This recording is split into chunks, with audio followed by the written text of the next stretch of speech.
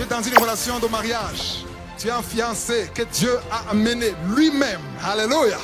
C'est Dieu qui a amené cette fille. C'est Dieu qui a amené ce garçon. C'est Dieu qui a ouvert cette porte. Ton beau-père, ton père, sa famille ne peuvent pas fermer cette porte. Il y a des portes qui s'ouvrent et qui se ferment. C'est dommage. J'avais eu son travail. J'avais eu son contrat. Mais le frère a été jaloux. Il allait raconter des mensonges à mon patron. Et mon patron m'a chassé. Pourquoi? Parce que le diable a utilisé mon frère. Non, ce n'était pas une porte ouverte par Dieu. Sois dans le plan de Dieu. Reste dans le plan de Dieu. Reste dans le lieu de Dieu. Et l'ange de Dieu descendra. Il va te trouver là où tu es. Si tu es dans le plan de Dieu. Si tu gardes sa parole. Si tu ne réunis pas son nom. Si tu pries tous les jours. Si tu es dans la sanctification. Il sera avec toi tous les jours. Qui a déjà vu une porte ouverte par Dieu? Qui est déjà entré dans une porte ouverte par Dieu? Il y a des portes que Dieu ouvre. Alléluia. Et il y a aussi des portes que Dieu ferme. Mais quand il ferme, tu ne veux pas qu'il ferme. Et tu forces la porte. Il y a quelqu'un qui a déjà brisé une porte. Moi, j'ai brisé plusieurs portes. Tu forces. Tu casses la porte. Tu entres. Tu es content que tu es entré. Mais quand tu es entré, tu rencontres des conséquences. Seigneur, pourquoi ça? Tu as dit, qui t'a demandé d'entrer? Curieux d'en savoir plus? Abonne-toi maintenant. Parfois, on casse, on force et on entre. Après être à l'intérieur, on regrette. Mais il y a pire que ça. Il y a des portes qu'on force dans la prière. À force d'importuner Dieu, et Dieu permet que la porte s'ouvre.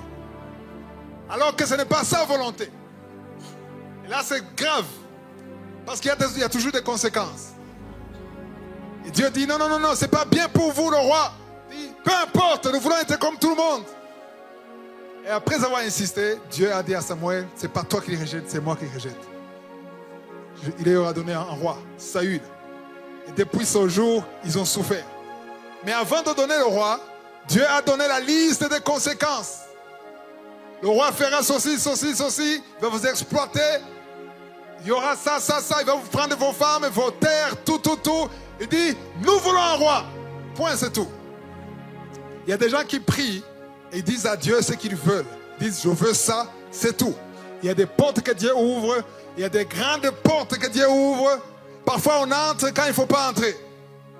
Quand une porte s'ouvre, il ne faut pas sauter sur l'occasion. Il faut prier. J'ai dit, il faut prier, même si ça s'ouvre. On est habitué à prier pour que la porte s'ouvre. Mais aujourd'hui, je veux qu'on atteigne à notre niveau. On ne prie pas seulement pour que ça s'ouvre. On prie avant d'entrer. On prie pour être sûr qu'on entre là où il faut entrer. Pour ceux qui ne le savaient pas, il y a des portes que le diable ouvre. Et on croit que c'est Dieu alors que ce n'est pas Dieu. Le diable a demandé à Jésus, mets-toi à genoux. Mets-toi à genoux. Adore-moi. Je vais te donner quoi? Il doit montrer quoi? Le royaume et leur gloire. Et Jésus n'a pas dit, menteur, tu ne peux pas me donner ça. Parce que la Bible décrit le diable comme le prince de son monde. Le Dieu de son siècle. Il a un pouvoir sur son siècle. Amen. Il peut te donner l'argent. Il peut te donner les choses que tu veux matériellement. Amen. Mais si tu veux ce qui vient de Dieu, il faut être du côté de Dieu. Alléluia. Il faut prier devant chaque opportunité. Dans l'histoire d'Isaac et Rebecca, qui connaissent l'histoire, c'est dans Genèse 24, je crois. Abraham a envoyé son serviteur pour chercher la femme pour son fils. Et quand son serviteur a vu des filles, il était dans la confusion parce qu'elle était... Souvent, il y avait beaucoup de filles belles. Mais il a dit, Seigneur, je ne vais pas prendre n'importe quelle fille qui est belle.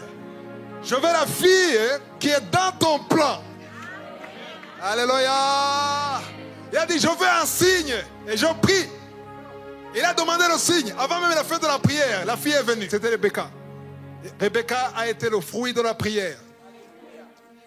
Et aux célibataires qui sont ici, priez d'abord. Même si vous êtes fiancés, priez d'abord. Même s'il est beau, prie d'abord. Même s'il est belle, prie d'abord. Alléluia. Parce que tout ce que tu vois extérieurement, c'est extérieur. Elle marche bien, elle sourit bien, elle parle bien, elle est romantique. Ça, c'est extérieur. Tu ne connais pas son cœur. Elle-même ne connaît pas son cœur. Il n'y a que Dieu qui connaît son cœur. Tu ne connais pas l'avenir. Tu ne connais pas le plan de Dieu. Dans Jérémie 29, verset 11, on dit que Dieu a un plan, des projets de bonheur et non de malheur. Pour te donner quoi? Un avenir et de l'espérance. Amen. Alléluia.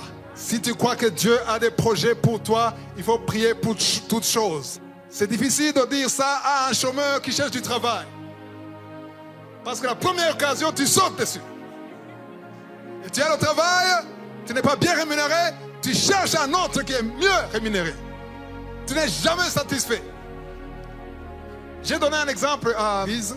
J'ai parlé d'une femme, d'une fille qui a eu un job, un travail de $5,000 alors qu'elle était chômeur. Et Dieu lui a dit non. J'ai dit Dieu lui a dit non. Et elle a dit non. Tout le monde a dit il faut qu'elle aille à l'hôpital, elle est malade.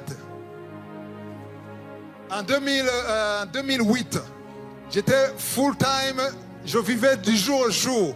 Je n'avais même pas là où dormir, je dormais au bureau en 2008. Et il y a un monsieur qui travaillait aux Nations Unies, il lisait mes enseignements que je postais sur un site. Il a dit, tu m'as béni beaucoup. Tu as trouvé du travail, tu seras payé $700 par mois. Moi qui mangeais à peine. J'étais dans la joie. Mais avant de dormir, j'ai prié, Seigneur, je veux que tu confirmes. Et la nuit, j'ai eu un songe, j'ai vu un papier avec un X. J'ai dit, c'est pas possible. Mais tu ne vois pas que j'ai besoin d'argent. Dis, je vais te nourrir. Alléluia. Reste là. La même semaine, un autre homme m'a proposé du travail. J'ai dit, attends, je prie. Il m'a dit, les chrétiens, vous êtes malades. Toi, je t'aide pour payer le loyer. Maintenant, je te donne du travail, tu ne veux pas. C'est pas que je ne travaille pas. C'est que lui, il croyait que je ne travaillais pas. Mais je travaillais. Je me levais le matin, je travaillais et je nourrissais les âmes des enfants de Dieu. Et c'était un travail. Et plus tard, 2 ans après, la même personne m'a dit, maintenant je te comprends. Parce que si tu avais pris ce boulot, tu ne serais pas là où tu es aujourd'hui. Amen. Prie d'abord. Même si c'est le travail, prie d'abord. Même si c'est le visa, prie d'abord. Amen. Si tu es encore là, c'est que ça t'intéresse. Like, commente, partage et montre que tu n'es pas comme les autres.